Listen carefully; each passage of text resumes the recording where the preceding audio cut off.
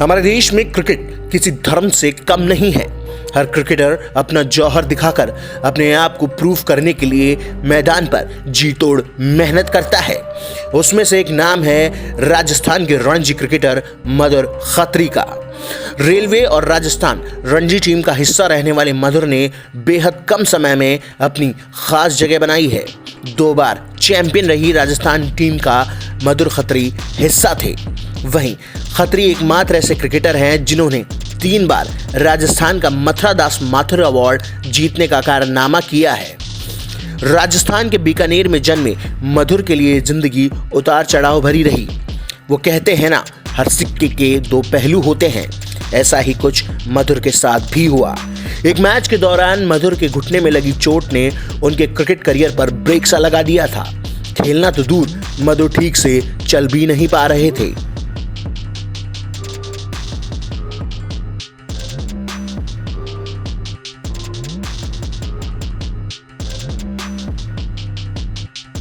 कभी विपक्षी टीम के दांत खट्टे करने वाले मधुर दर्द से करहा रहे थे।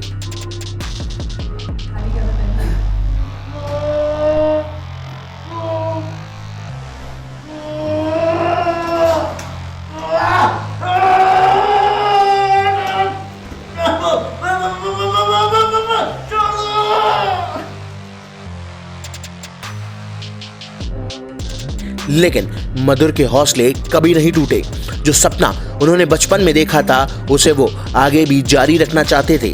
इसलिए वो चोट के दर्द को भुलाकर फिर से मैदान पर वापसी कर चुके हैं। कैसी रही मधुर की वापसी की कहानी, जानिए बात इन बॉल पर उन्हीं की जुबानी। बात बॉल में आप सभी का स्वागत है। मैं हूं आपके साथ में प्रशांत। आज हमारे साथ में एक ऐसे क्रिकेटर हैं जो बीकानेर से आते हैं और उन्होंने 2 रणजी टीमों को रिप्रेजेंट करा है। और जब राजस्थान की रणजी टीम चैंपियन बनी उसके हिस्सा थे, और जब दूसरी बार भी चैंपियन बनी तब भी हिस्सा थे। लेकिन इस खिलाड़ी के लिए क्रिकेट की डगर आसान नहीं रही, बहुत सारी दिक्कतें आई। आप ये कह सकते हैं कि निकोलस पूरन जो वेस्ट इंडीज़ के खिलाड़ी हैं उनसे थोड़ी बहुत सिमिलर स्टोरी है।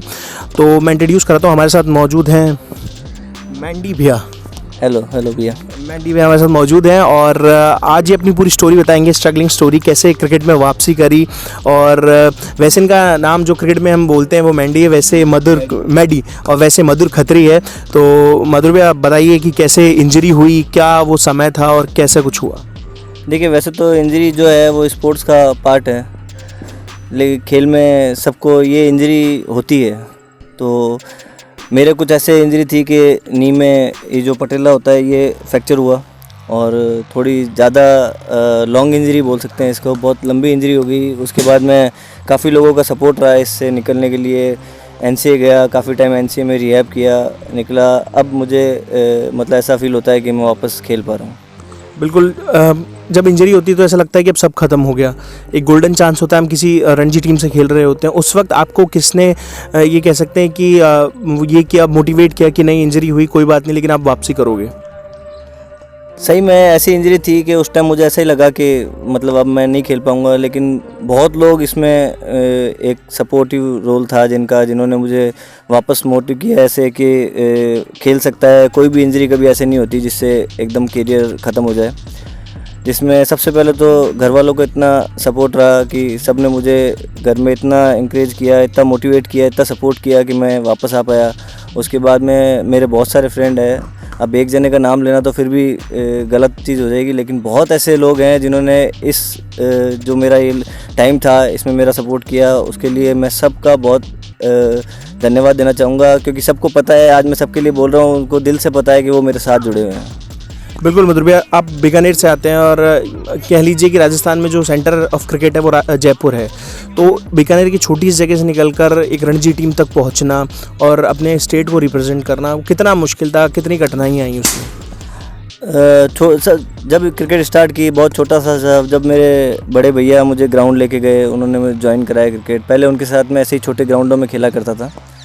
तो उस टाइम सब उनके साथ वाले जो खिलाड़ी थे जो ऐसे ही नॉर्मल खेला करते थे, वो बोलते थे ये अच्छा प्लेयर बन सकता है तो इसको एक ग्राउंड में प्रोफेशनल क्रिकेट खिलानी चाहिए। उसके बाद ग्राउंड जब गए तो हमारे जो बीकानेर के मेन प्लेयर कौशल देवड़ा, विजेश भटनागर, इन्होंने शुरू में मैं छोटा था, उसके बाद बहुत सपोर्ट किया उन्होंने। उसके बाद में धीरे धीरे, जैसे मैं पहले ही साल जब मैंने क्रिकेट स्टार्ट की, मैं राजस्थान के लिए खेल लिया था 2000 में।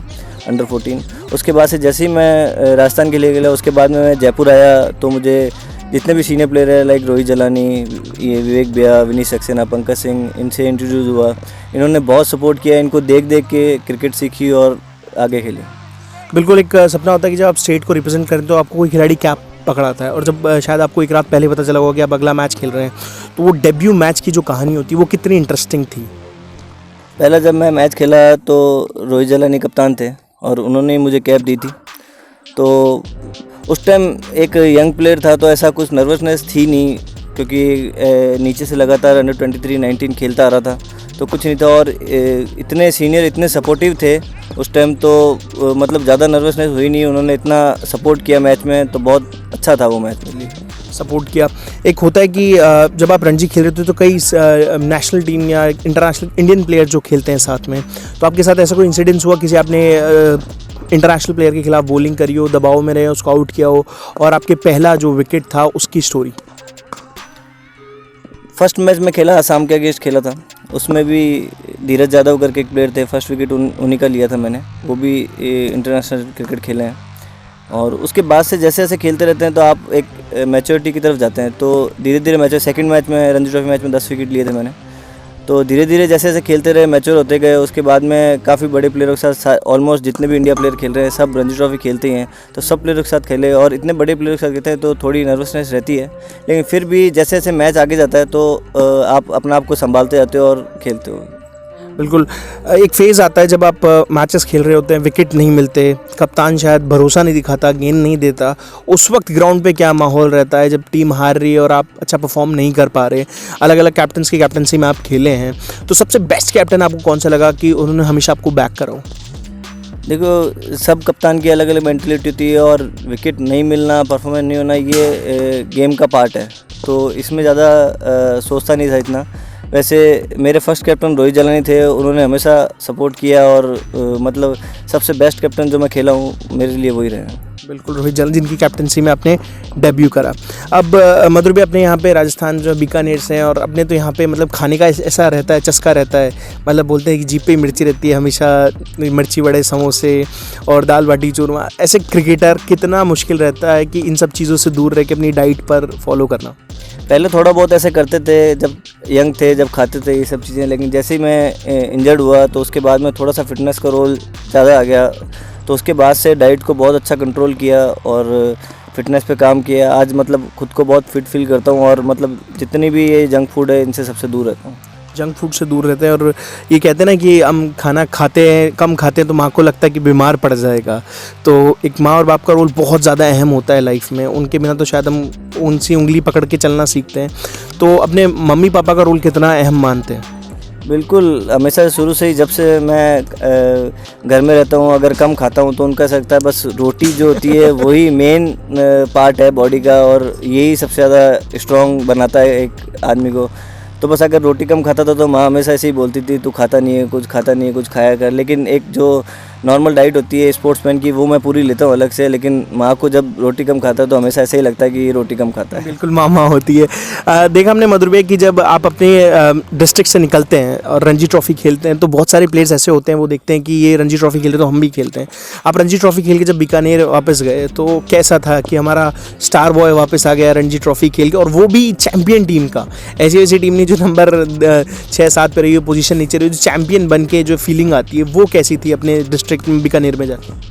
बिल्कुल, देखो, मैं कभी भी ऐसे जाता हूँ तो मैं इतना इस बारे में सोचता नहीं हूँ कि एक स्टार बन के जा रहा है, मैं एक नॉर्मल प्लेयर की तरह रहता हूँ। लेकिन फिर भी मुझे ये पता है कि सामने वाले कोई भी जूनियर प्लेयर देखते हैं तो सीखते हैं, तो उस हिसाब से आपको ग्राउंड में अपना आप को मेंटेन रखना होता है। बाकी अच्छा है, सब जूनियर प्लेयर अभी बीकानेर से भी बहुत अच्छे आ रहे हैं, ये सब सीखते हैं और पूछते हैं तो बहुत अच्छा लगता है। अच्छा तो लगता है, लेकिन मधुर भैया अब राजस्थान तो नहीं है, साथ में रेलवेज़ है, तो वो कितना डिफरेंट एक्सपीरियंस था अपने होम स्टेट को छोड़कर रेलवेज़ की तरफ जाना और वहाँ से मैचेस खेलना? ड्रेसिंग रूम एकदम नया था, कोच एकदम नए थे, और एक होते हैं कि होम प्लेयर्स अलग होते हैं, उनसे बॉन्डिंग अलग होती है हमारे यहाँ की, लेकिन रेलवेज़ एकदम अलग, तो वो कैसे आपने सेटअप करी? देखिए, रेलवे में जॉब करते मुझे करीब 11-12 साल हो गए, तो और रेलवे ऐसा है, जब रेलवे कॉल करती है तो आपको रेलवे के लिए खेलना होता है क्योंकि आप रेलवे के लिए जॉब कर रहे हो। और आप एक प्रोफेशनल क्रिकेटर हो तो इतना ज़्यादा ऑलमोस्ट सारे प्लेयर रेलवे के अगेंस्ट हम जूनियर क्रिकेट से खेलते आ रहे हैं, तो सारे प्लेयर ऑलमोस्ट जानते थे। तो इतना माहौल मतलब ऐसा चेंजेस नहीं हुआ मेरे लिए, क्योंकि ऑलमोस्ट सारे प्लेयर रेलवे के जब जानते हैं आपको तो उनके साथ घुलना मिलना इतना ज़्यादा कठिन नहीं था। तो जल्दी ऐसे कुछ थोड़े से ही कैंप हुए, उसमें ही सब बढ़िया हो गया था, सबसे घुल मिल गए, तो इतनी ज़्यादा दिक्कत हुई नहीं। बिल्कुल, क्रिकेट है तो वहाँ तो घुल मिलना ही है जहाँ क्रिकेट होता है। मधुर भैया, एक चीज़ और होती है कि जिस तरह से आप बॉलिंग करते हैं, बैटिंग करते हैं, कुछ भी होता है, हम किसी एक प्लेयर को देखते हैं, वो हमारा इंस्पिरेशन होता है। तो ऐसे आपका इंटरनेशनल क्रिकेट में कौन था इंस्पिरेशन, या फिर स्टेट में, डिस्ट्रिक्ट में, कैसे भी? मैं शुरू से ही सबसे ज़्यादा पसंद करता हूँ धोनी को। मुझे मतलब उसका जो एटीट्यूड है ग्राउंड में, उसका जो पैशन है ग्राउंड में, वो सबसे अच्छा लगता है। तो कभी धोनी के अगेंस्ट खेलने का मौका मिला? नहीं, मुझे मिला नहीं। मेरी बहुत इच्छा थी खेलने की, लेकिन मिला नहीं। अब धोनी रिटायर्ड हो चुके हैं। कभी मिले आप धोनी से? नहीं, धोनी से कभी नहीं मिला। कभी नहीं मिले, तो वो मन में टीस रह गई कि धोनी से मैं मिला नहीं। बिल्कुल धोनी से नहीं मिला। उम्मीद करता हूँ चाहे वो रिटायर्ड हो जाए, लेकिन कहीं उनसे मिल पाऊँ। बिल्कुल, आज के अगर मैं नए दौर की बात करूँ मधुर भैया, बहुत बार ऐसा होता है कि आप नहीं परफॉर्म कर पाते, लोग ट्रोल करना शुरू कर देते हैं, बोलते हैं नहीं यार अब इससे नहीं हो रहा।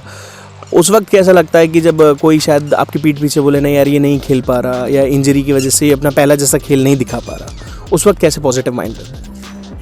देखिए, परफॉर्मेंस करना और नहीं करना ये तो गेम का एक पार्ट है। और इंजरी के टाइम बहुत लोग ऐसे होते हैं कि मतलब ऐसा बोलते हैं शायद ये नहीं खेल पाएगा अब, क्योंकि ऐसी बड़ी इंजरी हुई है, नहीं खेल। लेकिन ये सब चीज़ें तो लाइफ का पार्ट बन चुका है अब, और गेम का तो बिल्कुल ये पार्ट है।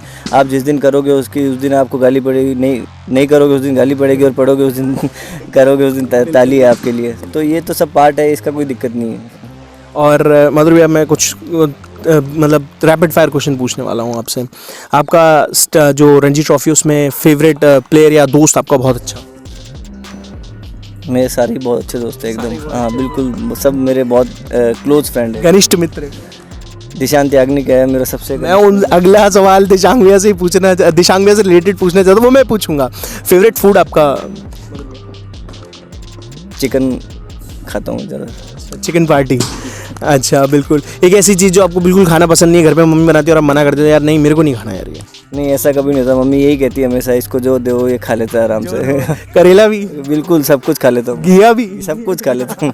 अच्छा, प्लेयर तो खाना ही पड़ेगा। ऐसे कभी मना करने में अच्छा लगता ही नहीं है। मैं कभी मना करने, मुझे अच्छा भी नहीं लगता है कभी कुछ खाने को, तो भी मैं खा लेता हूँ। तो मम्मी और हमेशा ऐसे ही बोलते हैं कि देखो यार, मम्मी के सामने किसी की नहीं चलती, मेरी भी नहीं चलती ना आपकी चलती है। फेवरेट डेस्टिनेशन घूमने वाली? अभी क्रिकेट खेलते हैं तो सब जगह जाते हैं, तो ऐसा ज़्यादा कुछ नहीं है। बाकी देहरादून जाना अच्छा लगता है। देहरादून जाना अच्छा लगता है। अच्छा, अब ऐसा कोई इंसिडेंस जो आपके पवेलियन में हुआ हो साथी टीमों के साथ में खेलते हुए, बहुत हंसी आती है। मेरे को तो एक बार रोहित भैया ने बताया था कि 2 प्लेयर आपस में भिड़ गए थे तो उनकी हंसी नहीं रुक रही थी, रन आउट हो गए थे, और वो ड्रेसिंग रूम में बैठे थे तो पूरा ड्रेसिंग रूम हंस रहा था। आपके साथ ऐसा कोई इंसिडेंस?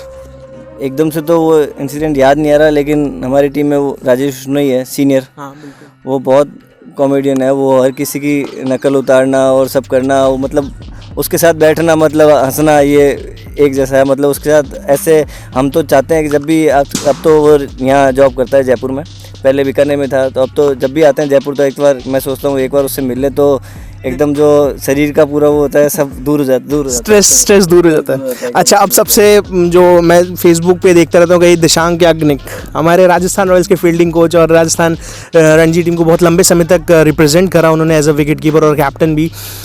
उनके साथ बॉन्ड, मैं क्योंकि हर पोस्ट पे आपका और उनका कमेंट देखता रहता हूँ, तो दिशांग याग्निक क्या है आपके मायने, क्या रखते हैं? ये एक्चुअल में अब मेरे साथ में वो रणजी ट्रॉफी खेले हैं, लेकिन मेरे बड़े भाई जैसा, कोच जैसा, मेंटोर जैसा सब कुछ है वो। उसने मेरे इंजरी के टाइम पे क्या, मेरे ख़राब टाइम पे क्या, सब कुछ टाइम पे वो बहुत मतलब हेल्प करी।